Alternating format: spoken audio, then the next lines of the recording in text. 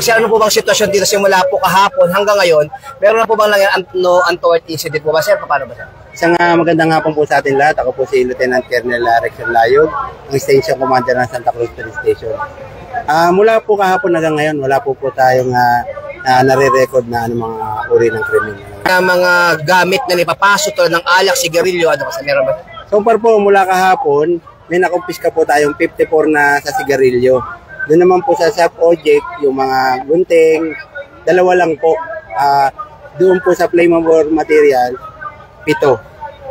Ayun lang po. So yung bilang ng ating kapulisan ay nakakalat po dito para po sakali ma-maintain yung peace and order itong Undas 2025. Ang bilang po natin sa ngayon na 267 at 100 na force multiplier. Bali 367 po lahat. Sir, baka meron kang gustong ipayo sa ating mga kababayan ng salon ay maging peaceful yung pagpunta rin makipagbigay ng koordinasyon sa inyo just in case na kailangan ng police assistance, sir. Opo, sa ating mga kababayan yung pupunta rito sa North Cemetery, sana po sundin yung mga pamantayan na ibinigay ng management ng North Cemetery at ng Manila Police District. Yun naman pong mga kababayan natin na punta rito, katulad ng ginawa ng North Cemetery, yung mga batang nawawala, nilagyan na po nila ng tagyan, nilagyan ng cellphone number ng mga magulang na just in case, tatawagan lang po upang sila ay makitang muli. So sir, paano na maintain ng Manila North Cemetery ang seguridad dito sa loob, sir? Una-una yung mga CCTVs natin. Ay, ito, sir. Nakakalat yan sa buong 54 hectares, nakakalat sa iba't ibang sulok yan. Nasa ganun, makita rin natin. Meron na yung mga civilian na umiikot na sa loob. Unidentified. Unidentified, para hindi nila makita.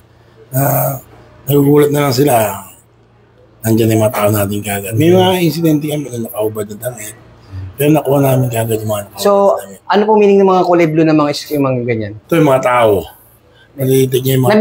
Nadidetect niya ba yung bilang? Oo, nadidetect niya yung tao, yung mga bilang ng tao. Pasok, pati lumalabas o hindi? Nadidetect niya, kaya lang yung IT namin na narito, nadidetect niya eh. So, isang karangalan na ipinamalas ng Manila North Cemetery na talaga namang nakikita natin kaagad kung sino yung ating mga mahal sa buhay sa pamagitan ng puntod finder. So, isa sa mga problema ng ating mga kabayan na kapag matagal ka nang hindi dumalaw sa sementeryo at nakikita natin agad dito. Paano ba sila sistema ng puntod finder po? Sasabihin na apelido. Apelido? Name, buong pangalan, tapos makikita na po natin yung grave at section number. Then lalabas po yung map kung saan yung lugar na yon para madali nila mapuntahan. Meron tayong website na manilanorthcemetery.ph. Hindi mo na kailangan pumunta rito, dire-diretso ka na. Basta meron kang internet. Makikita mo, kasi search mo kaagad. Yung mga walang internet, yun ang dumadaan. So baka meron pong karagdagang mensahe sa ating mga kababayan nang sa ganun ay mas mabilis ang proseso at maging maayos at ligtas yung pagpunta nila sa Manila North Cemetery. Para hindi tayo mahirapan. Sana, bago tayo umalis ng bahay, tingnan natin kung ano yung...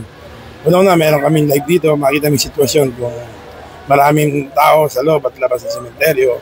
May FB live po kami, manilanorthcemetery.ph. Ganun din po yung puntod finder po natin. Pwede po natin tingnan bago po tayo pumunta sa sementeryo. Senior, mga PWD, mga hindi na kayang maglakad, kami po tumutulong. Saan, may bayad ba yan pagpasok? Wala? Wala po. Libre? Libre po yan. So, baka gusto mong manawagan sa ating mga kabayan na just in case pumunta sila rito pero meron silang kapansanan na pwede kayong lapitan. Sa mga may kapansanan dyan, mga matatanda na dadalaw.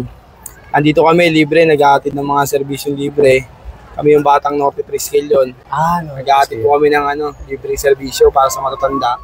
So, ito po ba yung libreng sakay para sa ating mga kababayan? Opo. Ano to? Ano oras po nagsisimula? Mula alas 5 ng umaga hanggang alas 6 po ng gabi. Ano po masasabi niyo? May libreng sakay na kayo, hindi na kailangan maglakad.